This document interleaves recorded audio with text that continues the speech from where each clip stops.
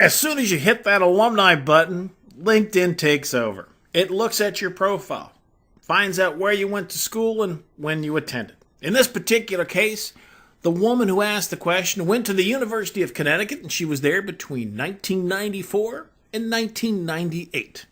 One of the first tips I want to give you in prospecting for new business is to open these dates much wider.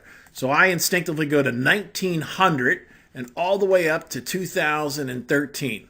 Because frankly, whether my client is 20 years old or 70 years old, it really doesn't matter. I just want to make sure I'm talking to a decision maker.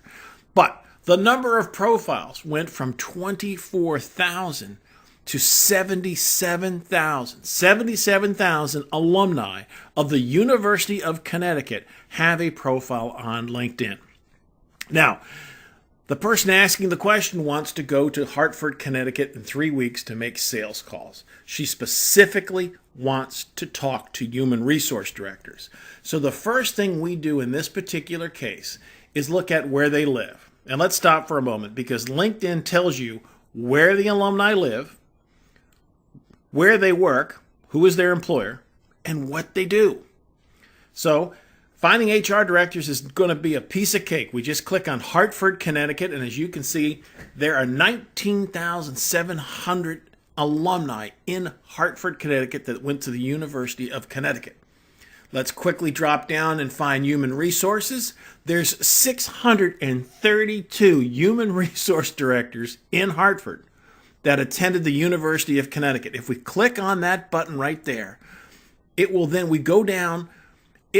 show us all of the 632 people who work in Hartford, Connecticut that attended the University of Connecticut. All right, now let's say in particular our person is in Hartford, Connecticut, and they look out their hotel window, and sure enough, right across the street is the ESPN building.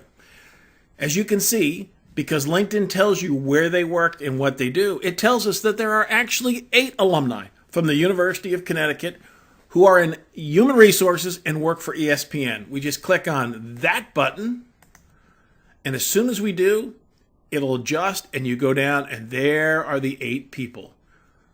This is an extraordinary sales prospecting tool. Now, this particular person, remember, also has a boss that went to a different college, and she wants to cash in on that relationship as well.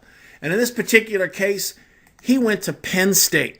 So if we click on Penn State, it will change all of the numbers. Once again, up here in this corner, there's 220,000 alumni that went to Penn State that have a profile on LinkedIn. In this particular case, she's going to be calling on project managers. There's 10,110 program and project managers. All you have to do is click on that number, and it will extract them and present them to you. And in this case, she's not going to be making a specific sales call, but she does want to focus in on the finance industry because they're having such a great year. Well, look right here. There's 135 at JP Morgan Chase. There's 135 at Bank America. There's 129 at Wells Fargo.